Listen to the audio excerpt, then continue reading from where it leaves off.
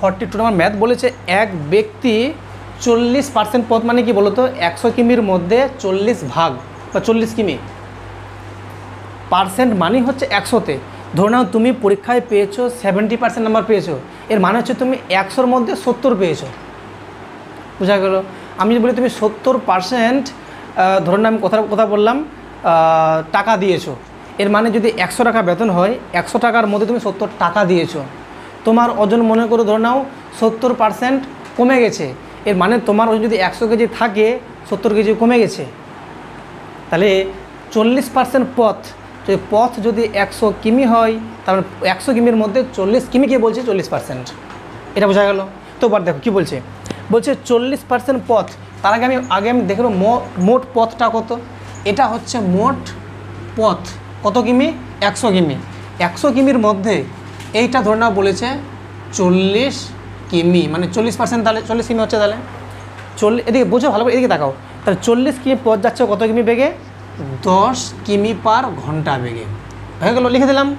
এখানে কিচ্ছু আর লিখতে যাবে না, 40 কিমি পথ 10 কিমি পার ঘন্টা হয়ে গেল।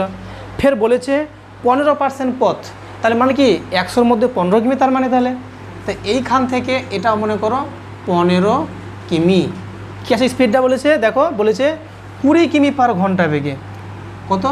20 কিমি পার ঘন্টা বেগে যাচ্ছে। হয়ে গেল, এগুলো কিন্তু গতিবেগ আর এগুলো দূরত্ব। তাহলে তুমি বলো তো এখান থেকে এই অবধি মোট লম্বা কতটা ছিল, 100 কিমি। এটা 40 হয়ে গেল, এটা 15 হয়ে গেল, মোট কত হলো 55। 100-র মধ্যে 55 বাদ থাকলো কত, 45। তা নিশ্চয়ই এই বাকি দূরত্বটা হলো কত, 45 কিমি।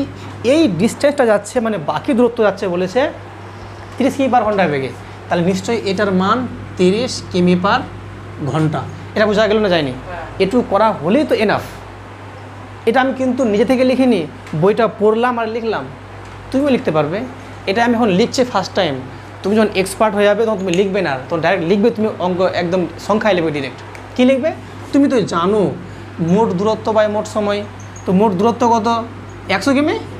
এবার তুমি যদি ভাবো স্যার আমি সবই যোগ করবো স্যার, 40, 15, 45, 110 ব্যাপার, তার উপরে 100 কিমি দূরত্ব লিখে দিলাম। মোট সময়, তাহলে সময় তো দেওয়া নাই। এটা কি, এই যে 10টা, এটা কি, এটা গতিবেগ দেওয়া আছে। আর এটা দূরত্ব 40 কিমি, এটা দূরত্ব দেওয়া আছে, সময় দেওয়া আছে কি। তোমাকে সময়টা বের করে নিতে হবে বুদ্ধি করে। তুমি জানো সময় কীভাবে বের করতে হয়, দূরত্বকে গতিতে ভাগ করতে হবে। তো দূরত্ব কত, 40 কিমি, তো গতি কত, 10 কিমি পার ঘন্টা। তো কত সময় লাগবে তাহলে শুনি, ভাগ করো তাহলে। তাহলে 40কে তুমি 10 দিয়ে ভাগ করবে। যেমন 4 বললো, তুমি একবার 4 লিখতে পারো, আর যে পারবে না তো লিখবে এখানে ভাগ আকারে যোগ। তাহলে এটা কোথায় বলো, 15/20 যোগ 45/30। জাস্ট সিম্পলি কাটাকাটি করবো। তাহলে যদি কাটাকাটি যায়, না গেলে কোনো ব্যাপার নয়। দেখো 0 0 কেটে দিলাম। এখানে তো দেখো 5 4 20, 5 3 15। এখানে দেখো 15 দিয়ে কাটো, 15 3 45, 15 2 30। এখানে হলো কত, 4 যোগ 3/4 যোগ 3/2। জাস্ট সিম্পলি কী করবো, লসাগু করবো। তাহলে লসাগু করা হয় কত হবে, 4 আর 2 লসাগু কত হবে, 4। তো 4 দিলাম। এখানে নিচেরটা দিয়ে ভাগ আর ওপরটা দিয়ে গুণ। তো যদি আমি 1 দিয়ে 4কে ভাগ করতে 4ই পাবো, 1 4 4। ওই 4কে উপরটা দিয়ে গুণ, 4 4 16, তো এখানে 16 হবে। তাহলে যোগ এই 4 দিয়ে 4কে ভাগ করব, তো 4কে 4 1 পেলাম, ওই 1 3 3 যোগ 2 2 4 2 পেলাম, 2 3 6। তাহলে কত হলো বলো তো, উপরে পেয়ে গেলাম 100।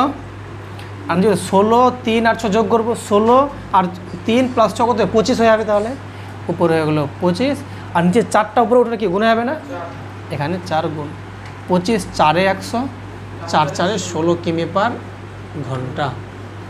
বুঝতে পারলে কি পারলে না? ভেরি সিম্পল, কিছুই নেই ধরতে গেলে। আবার আর ধরতে গেলে অনেক কিছু আছে আবার।